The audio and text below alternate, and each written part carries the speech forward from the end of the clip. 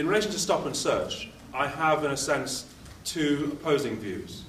The one is a part of the establishment one, because I'm a part of the Metropolitan Police Authority, and you sort of get a bit part of the establishment when you're on that thing for far too long. And I've been there for nearly 8 years, so excuse me if I see her a bit part of the establishment. And also, for my pains, I sit as a recorder in the Crown Court, so sometimes, you know, you have to play referee and have a wrong decision or try and steer the decision the right way. But I have experience of seeing, in a sense, doing the referee's part. What I've never done is put on a uniform and stop and search somebody. So I haven't quite got there yet. But in looking at stop and search, I think there are certain times where it may be necessary to stop and search people.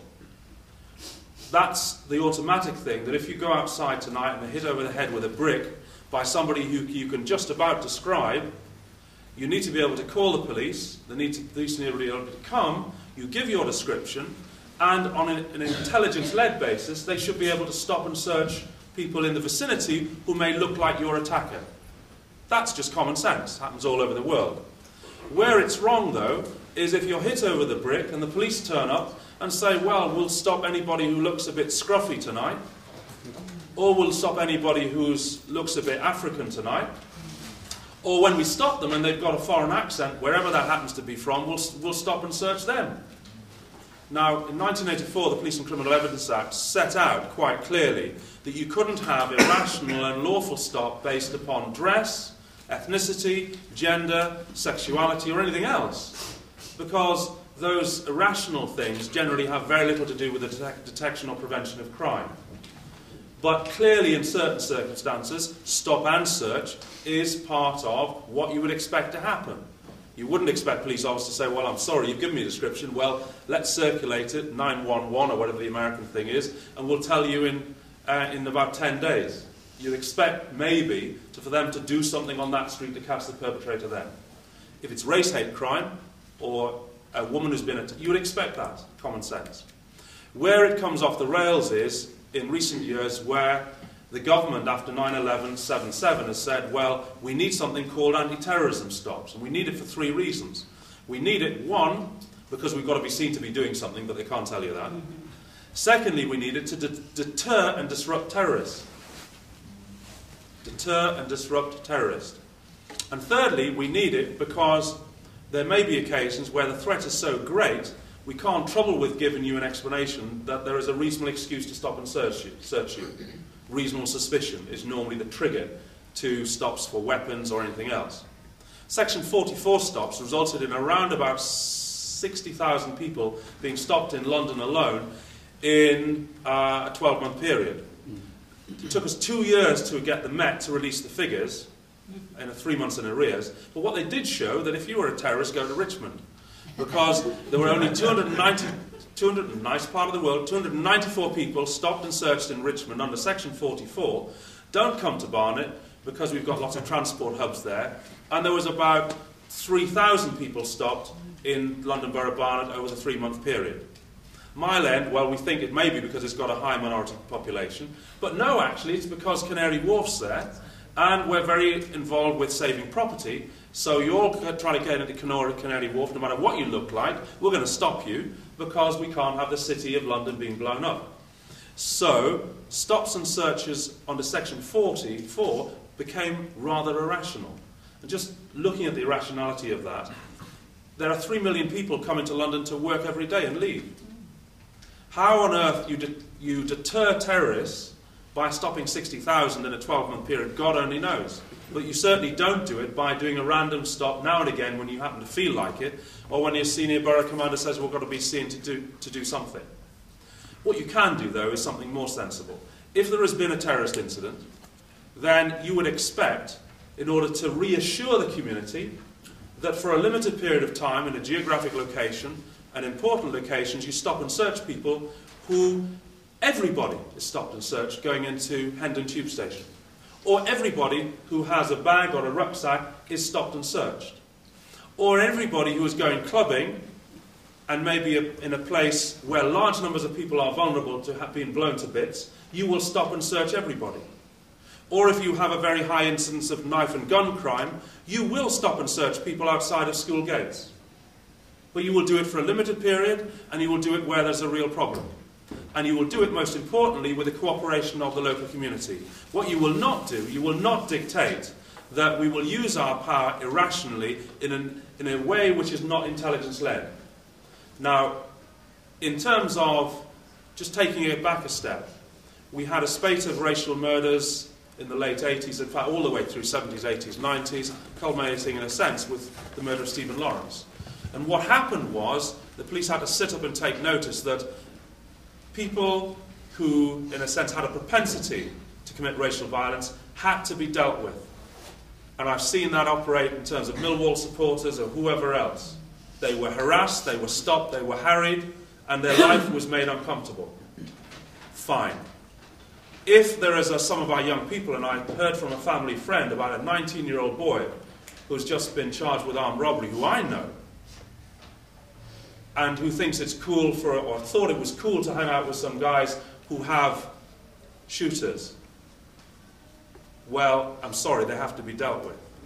So that the circumstances, however we've got here in terms of knife and gun crime, if it means sometimes targeting particular localities, but not on basis of gender or colour, or simply just somebody's appearance, but in an intelligence-led way, you may have to use that power in limited circumstances to reassure and secure an area after incidents, which is intelligence-led, or to make sure that those localities are safe for young people to go.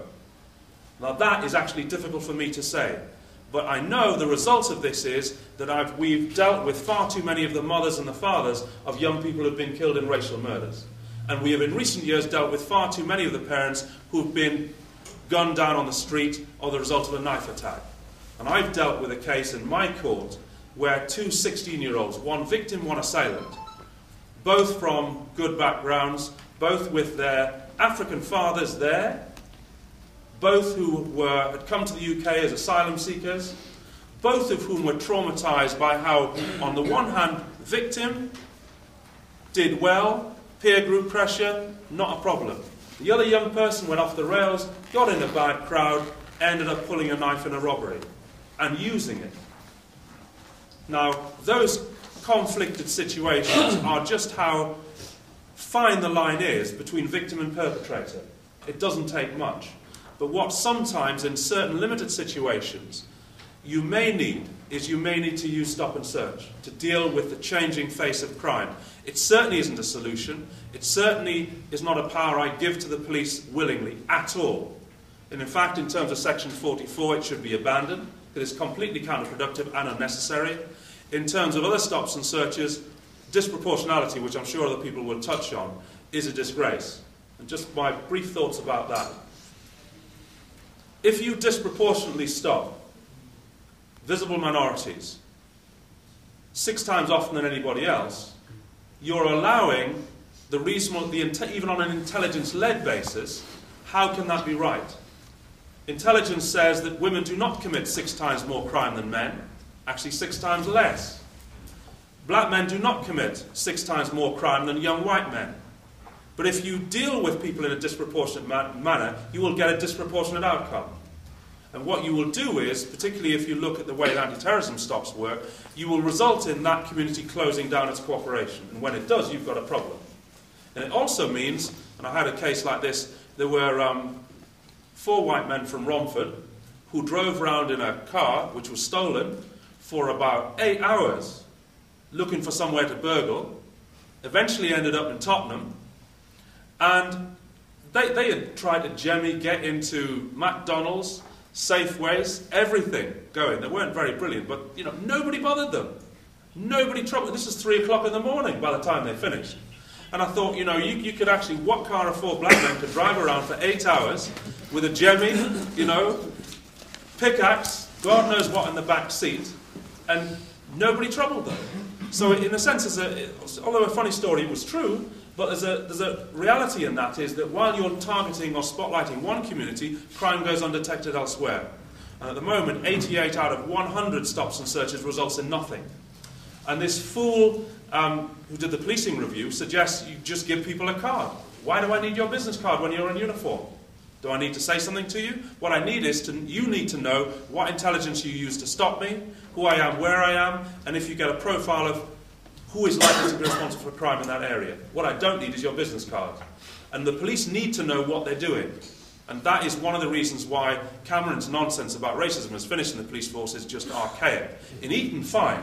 Yeah, there isn't much racism in Eton because there aren't many black people in Eton. That's cool. But in terms of stop and search, you don't get any intelligence if you hand somebody a business card.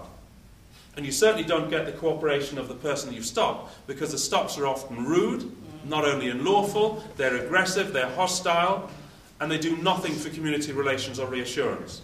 But we are in a world where stop and search is probably going to have to be around for a while. I'm not a supporter of it, I never was. But it has to be, we give the power to the police, we delegate that authority to do our work on our behalf.